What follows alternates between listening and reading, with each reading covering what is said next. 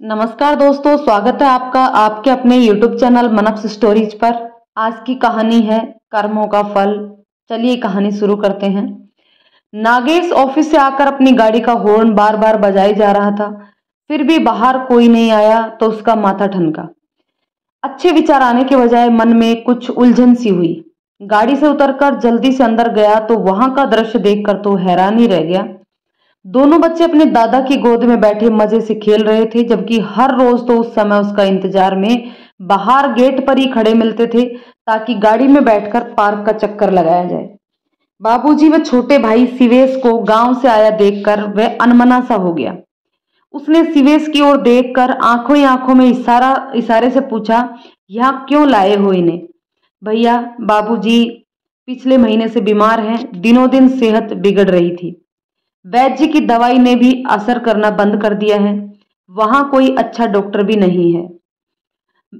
सो मैं अभी अपनी बात पूरी कर पाता इससे पहले ही नागेश बोल उठा, तो मैं क्या डॉक्टर हूं?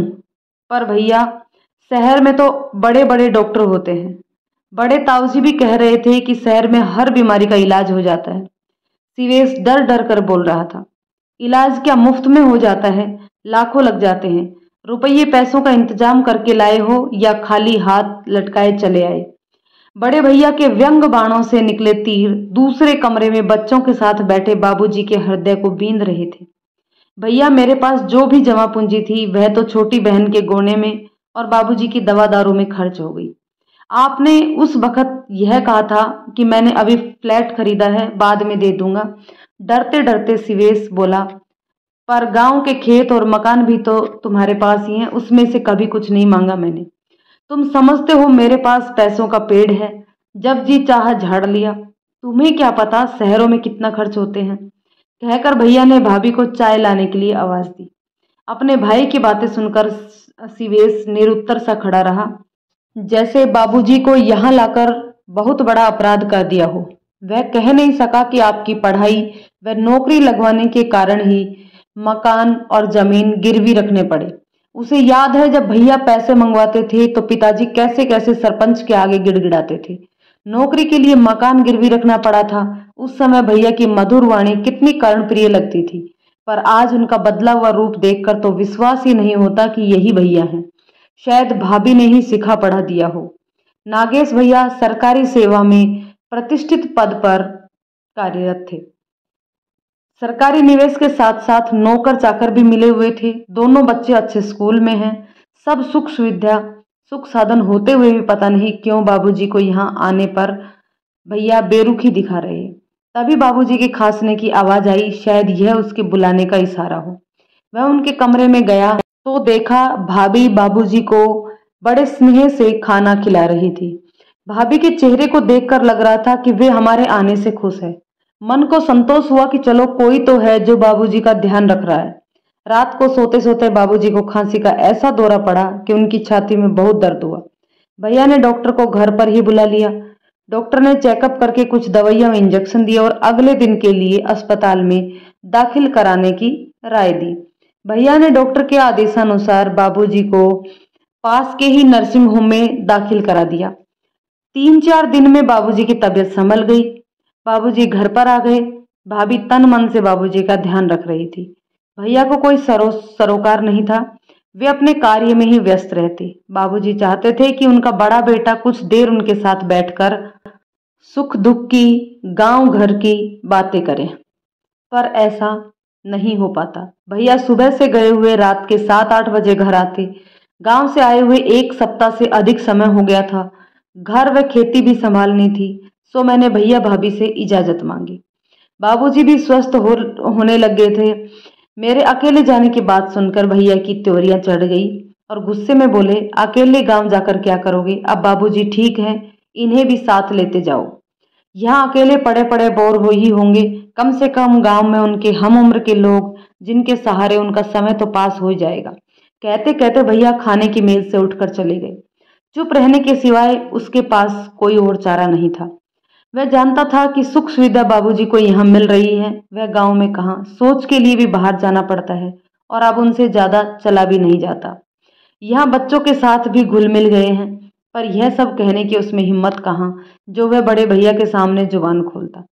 सोने के लिए जब वह बाबूजी के कमरे में गया तो भाभी बाबूजी को शहद के साथ दवाई दे रही थी। बाबूजी की आंखों में उदासी स्पष्ट दिखाई दे रही थी। शायद उन्होंने भैया की बातें सुन ली थी। मैं भी चुपचाप बिस्तर पर लेट गया, पर नींद कोसों दूर थी। सोने की बहुत कोशिश की, करवट बदलते हुए देखा बाबूजी भी जाग रहे थे। सो जाओ शिवेश, प्रभु सब ठीक करेंगे, बाबूजी बोले। उन्होंने पानी मांगा, देखा तो जग खाली था। मैं जग लेकर रसोई घर की ओर गया तो देखा भैया के कमरे की बत्ती जल रही थी और भैया की आवाज से स्पष्ट सुनाई दे रही थी, और अधिक सुनने के लिए स्वयं को मैं रोक नहीं सका। भाभी कह रही थी, अभी बाबूजी को गांव मत भेजो, उन्हें आराम की सख्त जरूरत है। गांव जाकर खेतों में जाए बिना नहीं रहेंगे। तभी भैया का तेज स्वर उभरा, तुम बेवकूफ हो, उन्हें यहाँ नहीं रख सकते। क्यों नहीं रख सकते? मैं उनका ध्यान रखूंगी, उनकी सेवा करूंगी, आपको कोई परेशानी नहीं होगी। भाभी कहकर चुप हो गई। भैया का स्वर और तेज हो गया और वे बोले, तुम्हें याद है अगले हफ्ते अखिलेश के बर्थडे है और मैंने अपने ऑफिस वालों को, शहर के बड़े बड़े लोगों को भी इनवाइट किया हुआ है। यह तो सोने पे सुहागा वाली कहावत सिद्ध हो जाएगी। अखिलेश को अपने दादाजी का आशीर्वाद भी मिल जाएगा। भाभी की बातों में खुशी झलक रही थी। भाभी का जवाब सुनकर तो मैं दंग ही रह गया। भाभी के लिए हमारी सोच कितनी गलत थी। काश ऐसा हो जाता कि माँ एक बार फिर हमारे पास आ जाती। आज भाभी के सम्मान में मेरा मस्तक झुक गया था। मन कर रहा था अभी जाकर भाभी के चरण छू लूं और माफी मांग लूं। माँ बाबूजी के साथ मेरी सोच भी गलत साबित हुई। जब भाभी के शब्द मेरे कानों में पड़े, वे बोली, जिस पिता ने तुम्हें पढ़ा लिखा कर इस योग्य बनाया कि तुम समाज में सिर उठाकर चल सको, उसी जन्मदाता को अपना पिता कहकर बड़े लोगों से मिलवाने में शर्म आती है, क्योंकि वे अनपढ़ हैं। जो भाई दिन रात खेतों में काम करके हमारे खेत व घर संभाल रहा है, उसे अपना भाई कहने में आपके मन में हीन भावना आ रही है, फिर आप अपने बच्चों को क्या संस्कार दोगे? आपकी सोच इतनी छोटी होगी, मुझे नहीं पता था। कहकर भाभी चुप हो गई। मैं अधिक देर वहां खड़ा नहीं रह सका। मुझे अपने आप से घृणा हो रही थी। मैंने भाई को भगवान का दर्जा दिया हुआ था। सोचता था भाभी ही भैया को हमसे मिलने के लिए रोकती होंगी। कितना गलत था मैं। सोचते सोचते पता नहीं कब आंख लग गई। बाबूजी, चाय लीजिए। भाभी की आवाज सुनकर मेरी नींद खुली। देखा तो भाभी बाबूजी को सहारा देकर बैठा रही थी। चाय पीते हुए बाबूजी बोले, बेटी, मैं सोच रहा हूँ गांव चला जाऊं, वहां खेतों का काम भी देखना है। अब स्वास्थ्य पहले से ठीक है। कहकर बाबूजी मेरी ओर देखने लगे। उनकी आंखों में विवशता स्पष्ट झलक रही थी। उन्हें अब भी यही लग रहा था कि भाभी ने ही भैया को उकसाया होगा। लेकिन उसी समय भाभी बोली, पिताजी, आप कहीं नहीं जाएंगे, यहीं रहेंगे हमारे साथ। अभी और टेस्ट करवाने हैं। क्या यहाँ आपको कोई कष्ट है? नहीं नहीं बेटा, ऐसी बात नहीं है।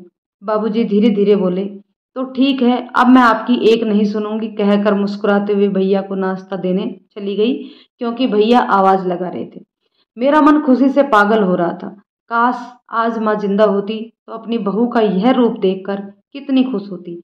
वह दिन याद है जब भाई शहर से अपनी पसंद की लड़की से शादी करके माँ को कह दिया था कि वह गांव में आना नहीं चाहती। माँ ने कितने आंसू बहाए थे। भाभी को ही भला बुरा कहा था, जबकि भाभी को भैया स्वयं गांव में ले जाना नहीं चाहते थे। ये कैसी विडंबना है कि हम बिना किस सोचे समझे सारा दोष पराई लड़की पर मंड देते हैं। तभी गाड़ी स्टार्ट होने की आवाज के साथ साथ भैया की आवाज भी सुनाई दी। वे कह रहे थे, आज आने में देर हो जाएगी, जरूरी मीटिंग है। बाबूजी भैया से बात करने के लिए बेचैन हो रहे थे। उन्होंने कहा, नागेश को कह मुझसे बात करके जाएगा। मैं बाहर की ओर दौड़ा, पर तब तक भैया जा चुके थे। भाभी ने फोन लगाया, लेकिन उन्होंने फोन काट दिया।